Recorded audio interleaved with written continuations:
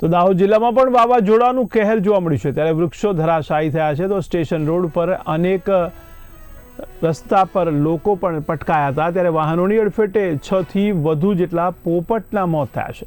ત્યારે આ ઘટનાથી સ્થાનિકોમાં પણ સંવેદના જોવા મળી છે. તો ઓલ એનિમલ રેસ્ક્યુ ટીમે તાત્કાલિક કામગીરી કરી છે, ત્યારે ઘાયલ પોપટને સારવાર માટે ખસેડવામાં આવ્યા છે. ત્યાં જીવદયા પ્રેમીઓની સતર્કતાથી અનેકના જીવ બચાવવામાં સફળતા મળી છે. દર વર્ષે વાવાઝોડા, વરસાદ કે આપત્તિના સમયે ઓલ એનિમલ રેસ્ક્યુ ટીમ દ્વારા જે આ પક્ષીઓનું રક્ષણ કરવા માટે તાત્કાલિક ધોરણે દોડી આવી અને બને એટલા પક્ષીઓને બચાવવામાં આવે છે. ગત વર્ષે પણ આ જ રીતે વાવાઝોડાના સમયે અહીં ઘણા બધા પોપટો મરી પણ ગયા હતા અને ઘણા બધા પોપટોને બચાવી લેવાયા હતા.